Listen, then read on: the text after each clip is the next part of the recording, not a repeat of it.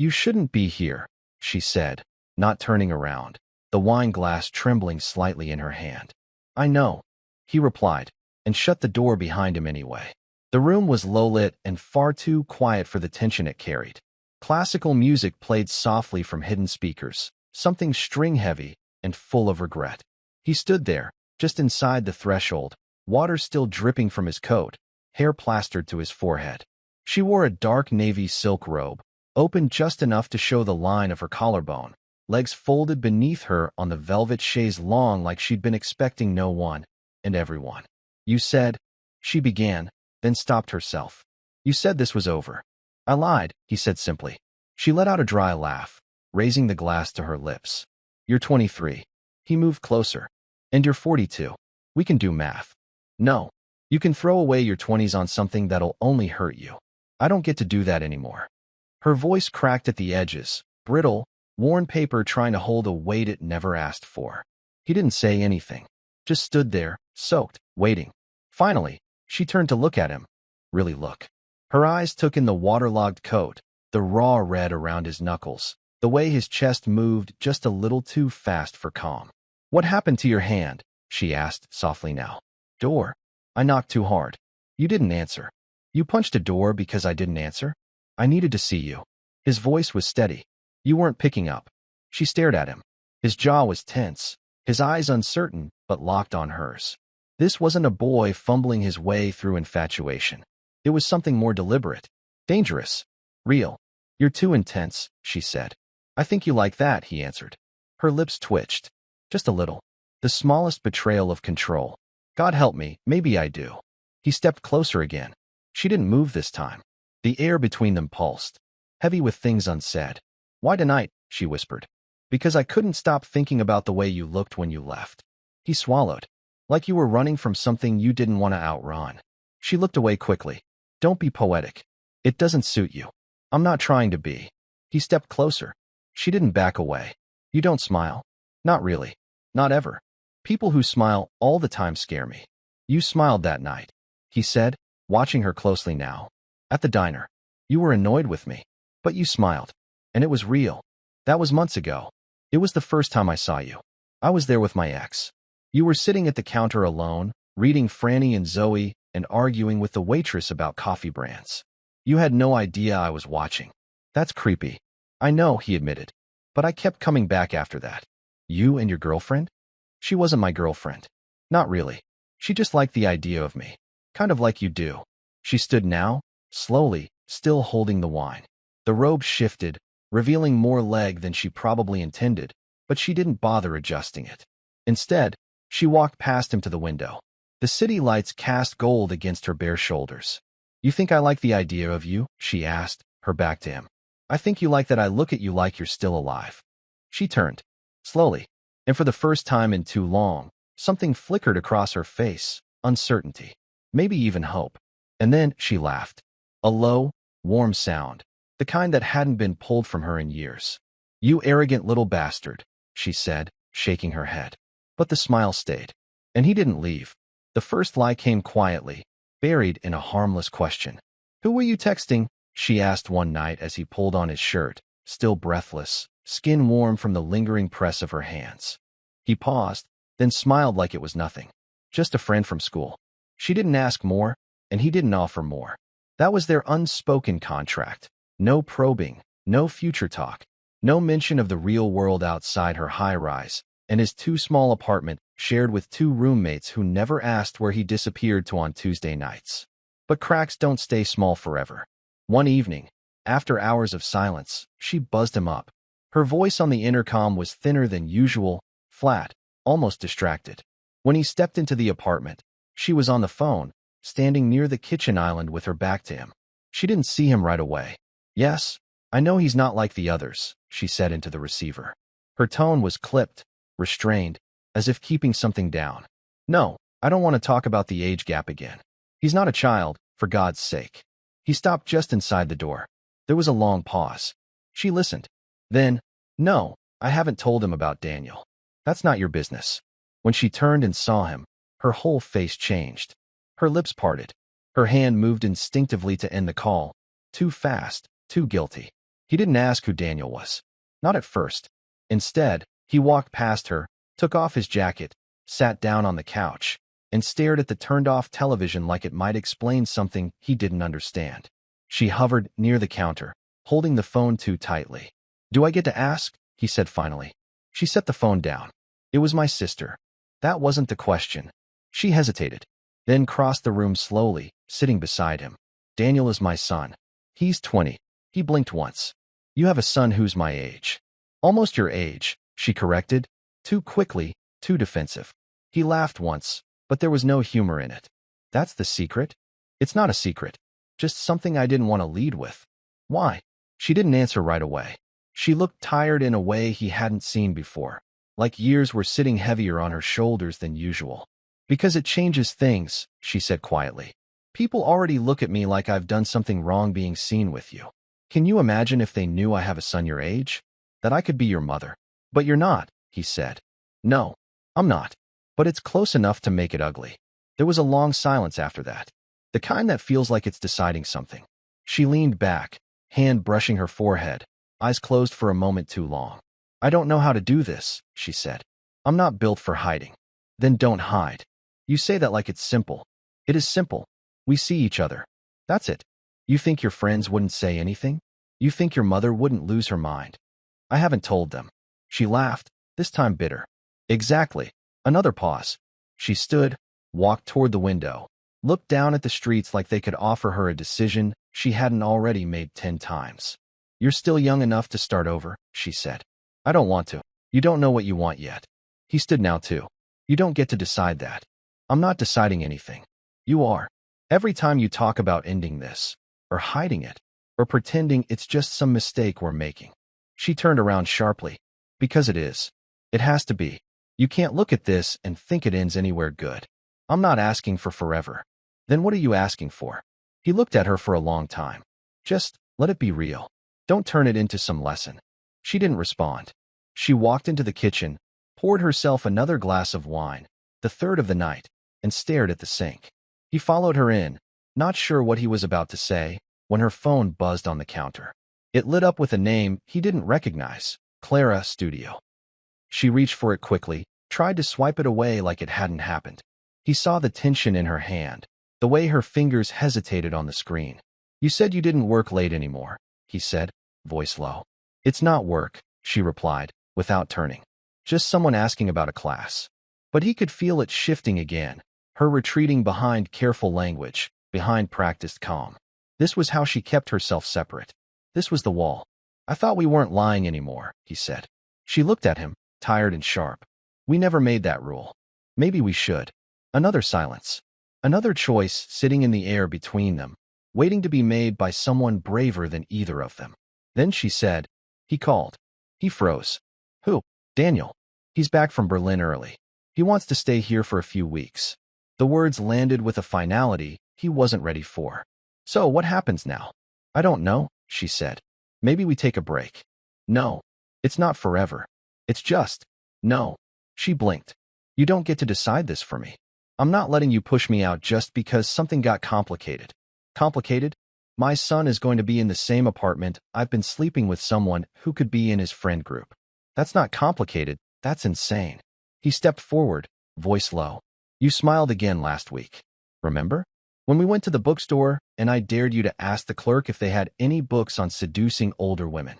She cracked a small smile despite herself. "You're an idiot. Maybe, but I make you laugh." There was a long pause. Then her phone rang. This time, the name said, "Daniel." She didn't pick up. The silence afterward was thick enough to choke on. He never liked her apartment during the day. Everything looked sharper in sunlight. Too clean, too arranged, too quiet for something that carried so much weight behind the curtains. He sat on her couch with both legs planted and his hands clasped between his knees, trying not to let the silence press into his chest. She was in the bedroom getting dressed, moving deliberately, like someone building armor one button at a time. He could hear the drawers opening, the occasional sigh, the low scrape of a hanger sliding against the rack. They hadn't touched each other in 3 days, and he hadn't spent the night since she told him Daniel was arriving. Now that her son was officially here, sleeping in the room down the hall, everything felt tight and temporary. like the walls themselves might reject him if he stayed too long. When she finally walked out, she looked startled to see him still there. "I thought you had class this morning." He shrugged without looking at her. "I skipped it." "You shouldn't skip it. You shouldn't be acting like we're strangers." She sighed and leaned against the doorframe. Her blouse was crisp and tucked in two perfectly, her earrings small and precise. The whole look made her seem farther away. "I'm not acting like we're strangers. You haven't kissed me in a week." "Don't say that where he can hear it. He's not even awake." "You don't know that." He stood. "Why did you let me come today if you're just going to pretend nothing's going on?" "Because I missed you," she said, softer now. He studied her face carefully, the way she didn't quite meet his eyes. "You don't get to say that and then treat me like I'm just another mistake you're managing." "I'm not managing anything," she snapped, then caught herself, lowered her voice again. "I'm trying to hold everything together without hurting anyone." "You're hurting me." She looked away quickly, as if the words had scratched. "Don't do that. I'm not asking for much. You're asking for things I can't give you. Not right now. Not while he's here. He's going through a lot. So am I." She didn't respond. A car horn echoed outside, and they both turned slightly toward the window, more out of habit than curiosity. Then came the sound of a door opening down the hallway. He heard the footsteps first, quiet, familiar male. Daniel stepped into the room wearing headphones around his neck and rubbing his eyes. His face was still soft from sleep, his jawline barely set. He looked at the two of them, blinked once, and nodded like this was normal. "Morning," he mumbled. "Morning, sweetheart," she replied quickly. He glanced at the younger man near the couch. "You the guy fixing the speakers?" "No," she said before anyone else could answer. "This is a friend of mine. This is Liam." Daniel didn't seem to care. He yawned and walked into the kitchen, opening the fridge like he lived here. Which, apparently, he did now. Liam stood still, watching the scene unfold like a guest who'd shown up for a dinner no one remembered inviting him to. She walked past him toward the kitchen, brushing his arm so lightly it could have been a mistake, and pulled out a carton of eggs. "You working today?" Daniel asked her. "Yeah, meetings most of the day," she said. "But I'll be back around 6. Liam leaned against the wall, trying to find something to do with his hands. He thought about leaving, then decided against it. Instead, he spoke. "I should probably head out." She looked over her shoulder. "Right? Sure." He nodded at Daniel. "Nice to meet you." Daniel gave a distracted nod back, mouth full of cereal. "Yeah, same." Liam walked to the door slowly, waiting for her to follow. She didn't. Not until he opened it. Once they were outside, she stepped into the hallway, closing the door halfway behind her. "Are you angry with me?" she asked quietly. He didn't answer right away. He looked at her in the narrow hallway, her eyes tired and her voice cautious. "I'm not going to be a secret forever," he said. "I know. I need to know what this is to you. Because if it's just comfort or escape or some twisted little thrill." "Don't insult me," she said, sharp again. "You know it's not that." "Then say what it is." "It's complicated." "Then I can't stay." Her face hardened, but only for a second.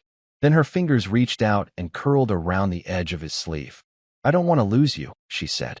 "Then stop hiding." She didn't speak. A door down the hallway opened suddenly. An older woman with a small dog stepped out, looked at the two of them standing too close, and blinked once. Recognition flickered in her expression, something between curiosity and quiet judgment. She lingered a little too long before turning toward the stairs. Liam met her eyes once more. "You're not just scared of him finding out," he said. "You're scared of being seen with me. Period." "That's not true." "Then prove it." He walked toward the elevator without another word. She didn't stop him. The door closed behind him, but the silence followed all the way down. The problem wasn't that they got caught. The problem was that they got seen. It happened on a Thursday night at the university gallery opening. She had been invited weeks earlier by the chair of the fine arts department, and when she mentioned it in passing during one of their quieter mornings, her hand in his hair, the sunlight barely bothering to show up, he said he wanted to come. She said no. He didn't argue then, just nodded and looked away, but when the night arrived and he saw her name on the flyer posted across campus, he showed up anyway. She didn't see him at first. The place was packed with well-dressed couples and thin-stemmed wine glasses. She moved through the crowd with the kind of precision that made her invisible and important at the same time. Liam stood in the corner with a warm beer he didn't want and a black jacket that didn't quite fit the tone of the evening. He watched her talk to a small group near the main exhibit, 3 men in their 40s, 2 of whom looked like they were waiting for the others to leave so they could try their chances. Her laugh was polite and brief, her gestures clean, and her eyes never lingered too long on anyone. When she turned and finally noticed him, her expression didn't shift, but her glass stopped midair. He moved toward her before she could stop him. "Nice party," he said. "You shouldn't be here," she replied quietly, her smile still up for the audience. "You said it was a public event. Liam, are you going to introduce me, or should I pretend I'm here for the art?" One of the older men looked between them, half smiling. "Friend of yours?" She paused just slightly before answering. "He's a former student." The sentence landed with weight. Liam blinked once. "Right," he said. "Former." The group around her laughed politely, but the air between the two of them dropped in temperature.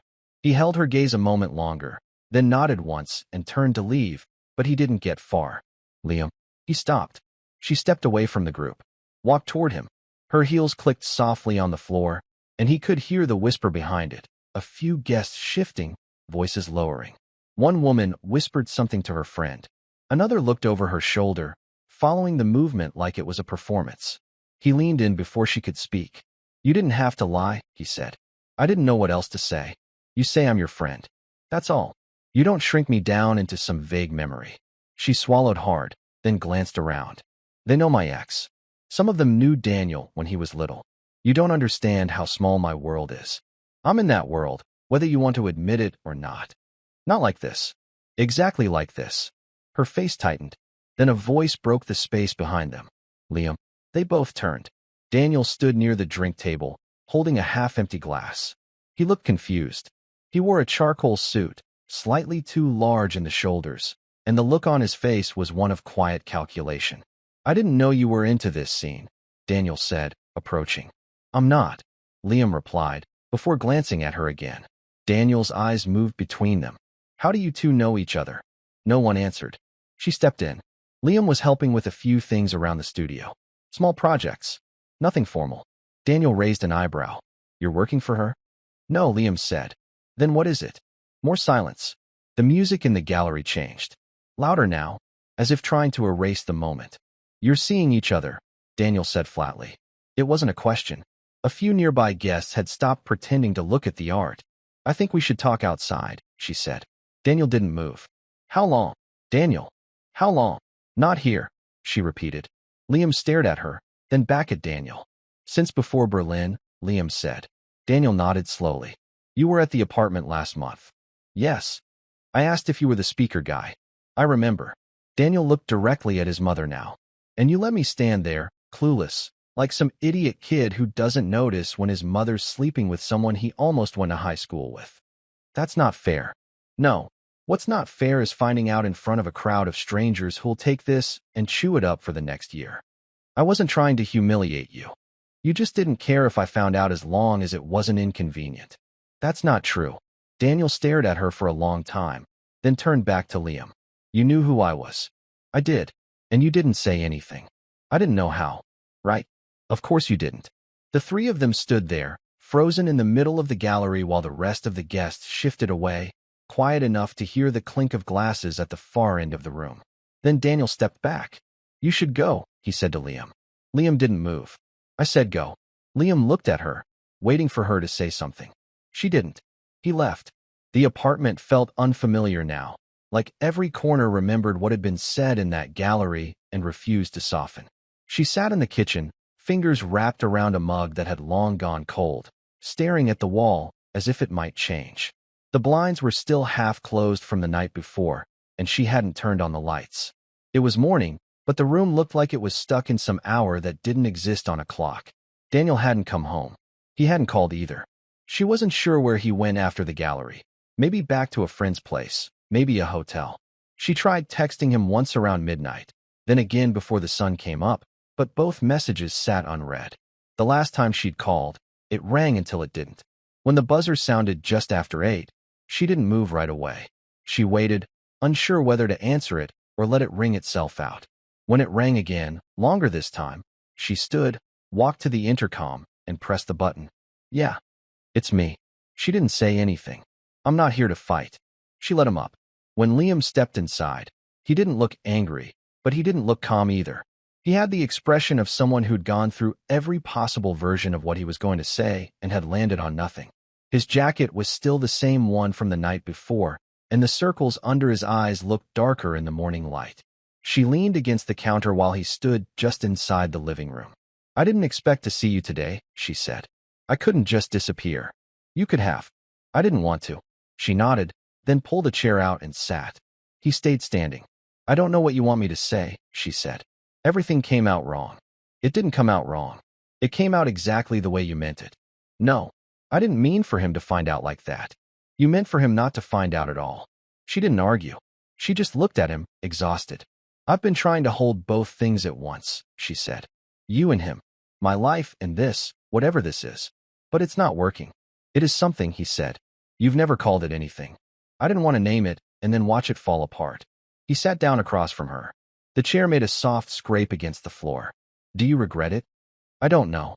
"That's not an answer."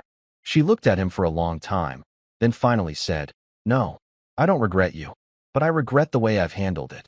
He nodded, his hands clasped together on the table. "I don't need you to introduce me as your boyfriend," he said. "I don't need you to explain it to everyone. But I need you to stop hiding like it's something shameful." "It's not shame." "Then what is it?" "It's fear." "Of what?" "Of losing everything I've built. My work, my son, my stability. I've spent so long trying to keep things steady that I forgot what it feels like to want something." "Then want it." She stared at him. "I do," she said finally. "But I don't know how to keep it without ruining something else." There was silence after that. Real silence. The kind that doesn't offer comfort. Then Liam said, "He'll come around." "You don't know that." "I don't. But I think he knows you didn't do this to hurt him." "I don't think he sees it that way right now." "He saw the look on your face. He saw a lie. He saw you care about someone. That's harder to unsee." She looked down at her mug again, then stood and walked to the sink. She poured it out without saying anything. When she turned around, he was watching her, but not like before. Not with expectation. Just watching. "I don't know what happens next," she said. "You don't have to. What if this ends badly?" "Then it ends badly." "But it happened." She walked back toward him and sat again. "I didn't sleep," she said. "Me neither." There was a pause. Then she said, "If I asked you not to come here again, would you?" "I'd try. But you wouldn't stop wanting to." "No." She nodded. Then she said, "I'm not going to ask." They didn't touch. They didn't move closer. They just sat there in a kitchen that had stopped feeling like hers and started feeling like the place where something real had started, even if it didn't last. An hour later, Daniel walked through the door. He didn't look surprised to see Liam. He didn't look at him at all. He dropped his bag by the couch, kicked off his shoes, then walked into the kitchen and opened the fridge. He took out a bottle of juice, poured a glass, and drank half of it before setting it down. Then he said, "If you're going to keep seeing him, I don't want to find out from someone else." She didn't move. He glanced at Liam, then back at her. "You should have told me. I was afraid you'd never speak to me again." "I almost didn't." He started to leave the room, then paused. "You should figure out what you want," he said. "Because if this goes bad, I'm not the one who'll be picking up the pieces." She didn't answer. He left without another word. The silence that followed was louder than anything they'd said all morning. Liam stood, walked to the door, paused, and looked back. "Do I come back tomorrow?" She didn't say yes. She didn't say no. She just watched him go.